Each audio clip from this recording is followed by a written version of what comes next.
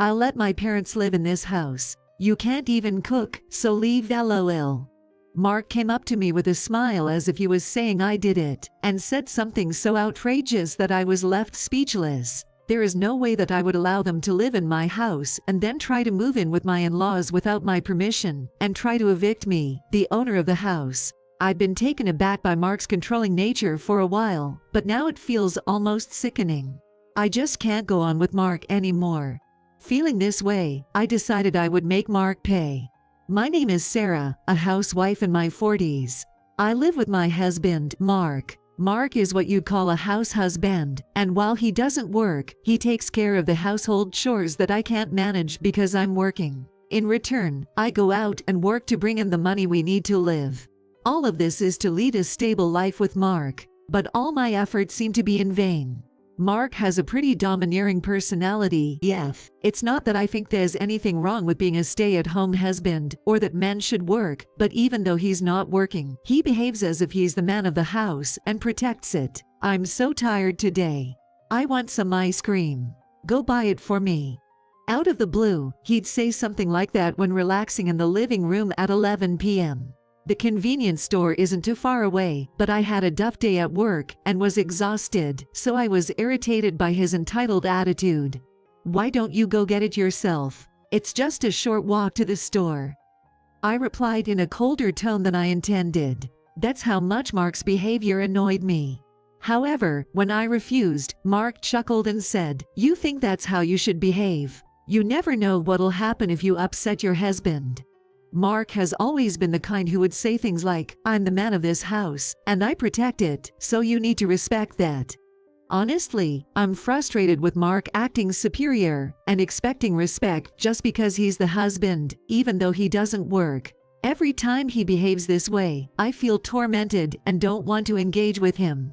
At that moment, I thought if I continued dealing with Mark on top of my already stressful job, my stress would become unbearable. So I said, "I'm really tired, I'm sorry.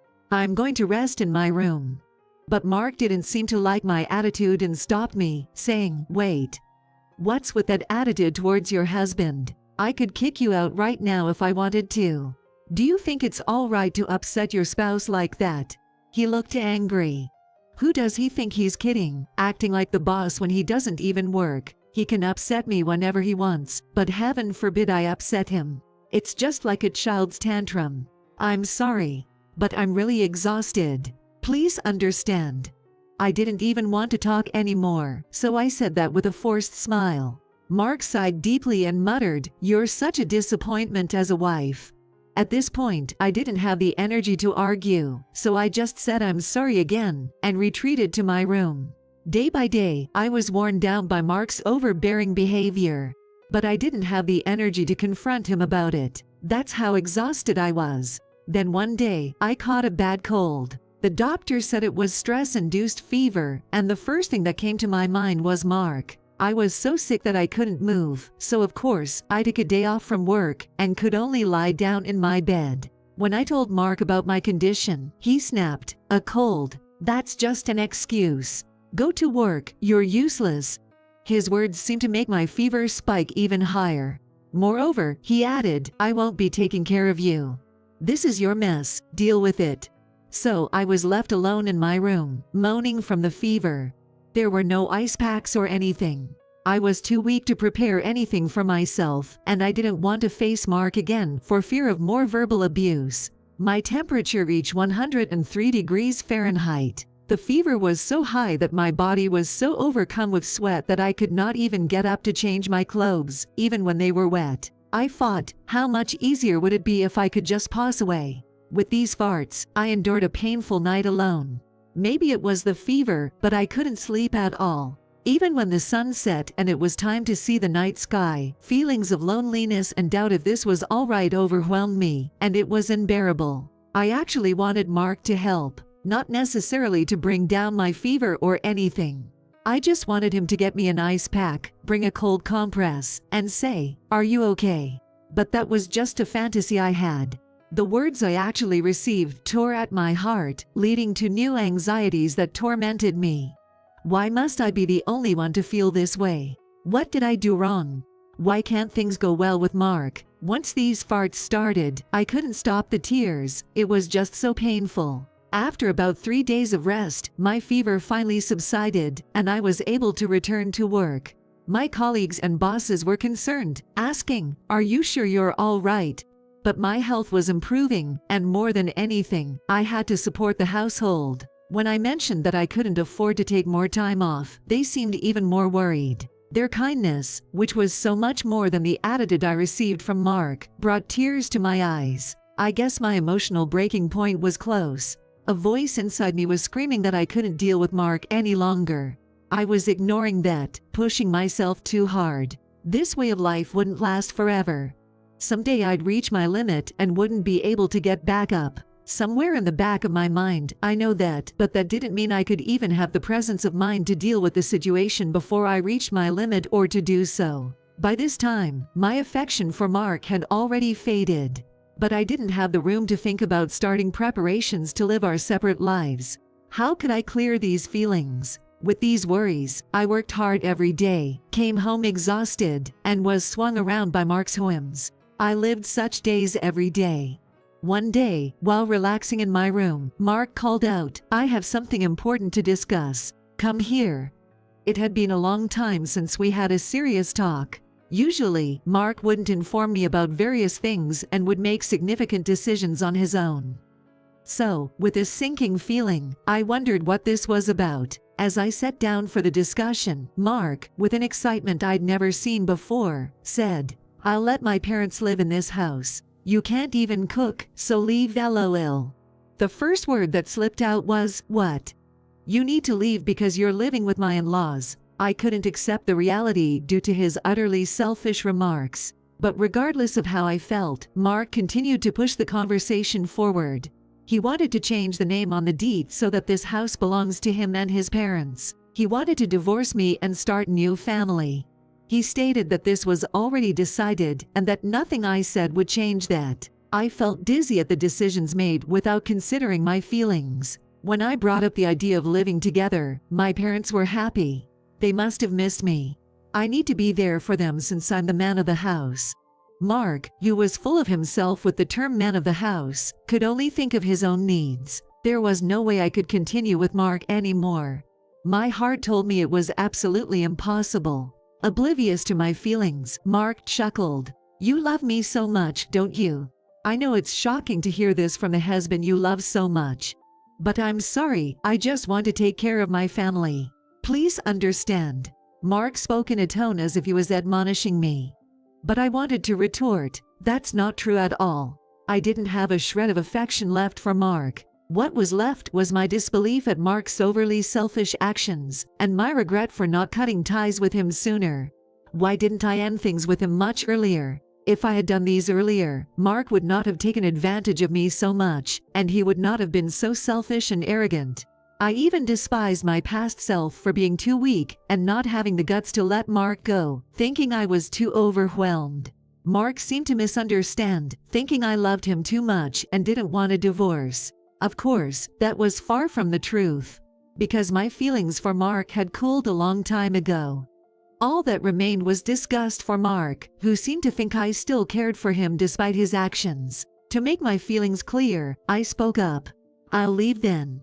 At those words, Mark exclaimed, "What?" He probably didn't expect me to agree to a divorce and to leave so easily. He should brace himself. Mark's in for a rough time ahead. And the foolish me who used to bail Mark out is a thing of the past. From now on, no matter what happens to Mark, I won't help him. Because we won't be a couple anymore. Seeing my determination, Mark looked shocked and frozen in place. I took this opportunity to head to my room and pack the essentials. I won't be able to take larger items today, so I probably need to hire movers later. As I was heading out, Mark approached hurriedly and said, "Are you sure about this? If we divorce, we'll be strangers." I replied with a smile. "I've already fallen out of love with you. I feel so much lighter letting go of what's not needed." Hearing this, Mark stood there, looking lost. I gave a nod, saying thanks for everything, and left the house. Mark had a worried look on his face. Then, I went back to my parents' place and explained everything. My parents were furious with Mark's behavior, ready to give him a piece of their mind. But once they learned I had a plan, they calmed down. I began to recuperate at my parents while handling various matters. First was the divorce. After sending the divorce papers, I received a message from Mark. "Are you sure about this? I don't know if it's really a good thing, but I don't have any feelings for you Ichi anymore, and if we've gone this far and he says there's no divorce, that would be a problem. I feel so much better now that you're gone. So fill out the divorce papers quickly." When I sent him that message, there was no reply. A few days later, I received divorce papers with the sections Mark was supposed to fill out already completed. I quickly filled in my parts and submitted them to the county office the same day. Now, Mark and I are complete strangers. I no longer need to support the household as Mark's wife. During the divorce process, we also split our assets. As Mark declared, the house became his, so I changed the ownership to his name and decided to give it up. From the beginning, we got this house because Mark was insistent, saying I want this house. It wasn't really comfortable for me anyway, so it was just a burden to me. Instead, I decided to get alimony from Mark. Since Mark isn't working, his parents covered it. But it seems he's actively job hunting now, probably planning to pay them back once he gets a decent job. But reality doesn't always go as planned. A month passed since the divorce was finalized, and I moved out of my parents' home into a new one, living a peaceful life. Then, I got a call from Mark. Honestly, I found it annoying. I immediately figured out why Mark was calling. But ignoring him might lead to more problems. I'd have to talk to him sooner or later, so I decided to deal with it now for my own future's sake. "Hello. What do you want after all this time?" I was utterly fed up with dealing with Mark. I wanted him to hurry up and finish whatever he had to say. As I reluctantly answered the phone, he pleaded, "Please help me." His desperate tone made me laugh. I expected Mark to be in a tough situation, but I never imagined it to be this bad. "Well, what happened?" "LOL, you have to tell me or I won't know." "LOL. I actually had a hunch about why Mark was in such a mess, but I wanted him to spell it out. When I pressed him, Mark hesitantly began to explain, stumbling over his words occasionally. He had taken over the house from me and lived there just fine for a month.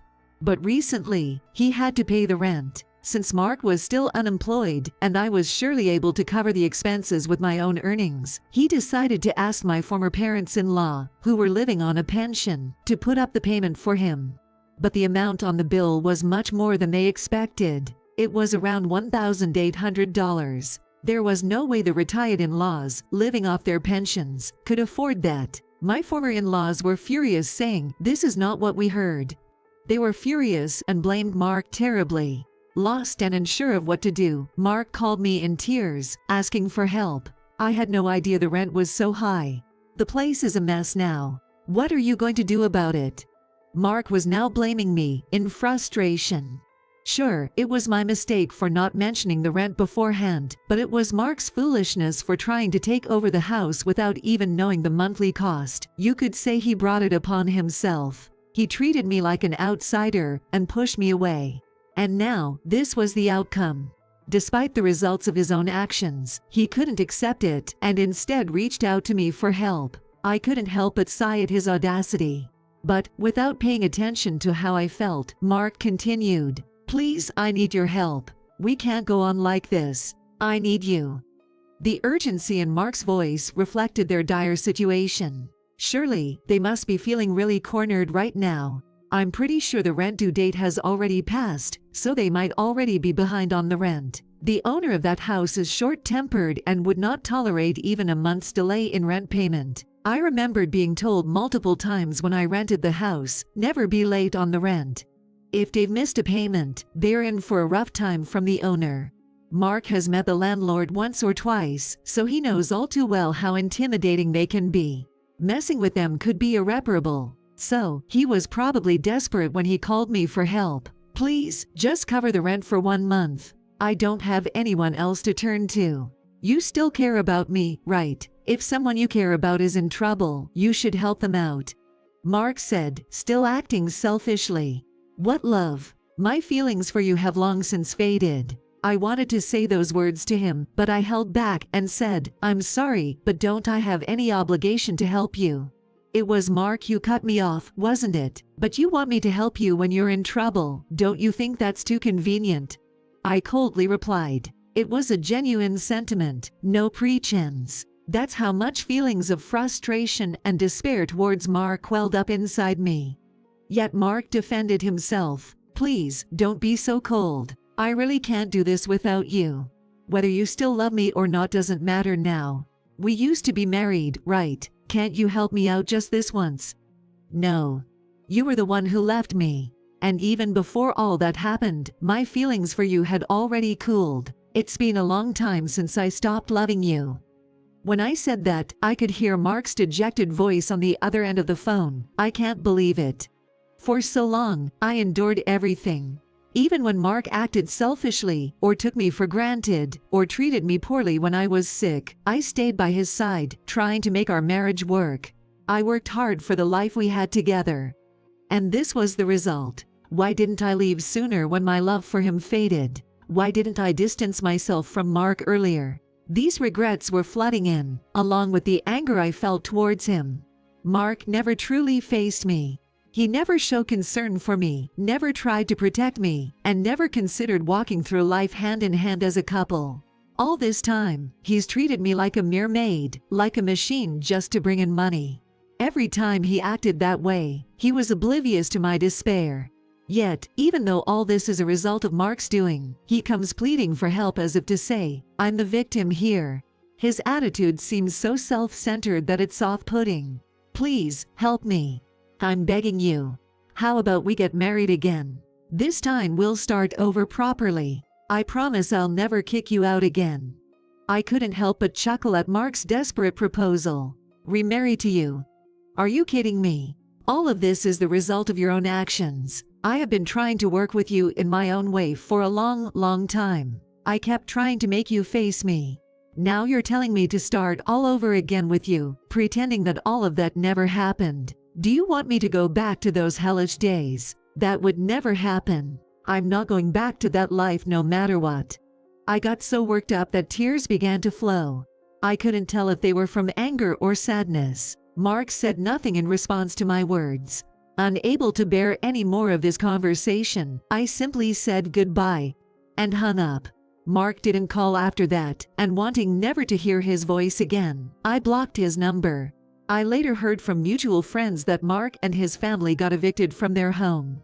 Mark, in his own way, tried to talk to my former in-laws and somehow get them to pay the rent on his behalf, but they were furious and said, "That's not what we talked about," and refused to pay the rent. As a result, they upset the landlord and had no choice but to leave. Mark hasn't had much luck finding a full-time job, so he's working part-time to make ends meet. Apparently, because they had been living together, the in-laws had to sell their house and are now cramped in a run-down apartment, all three of them.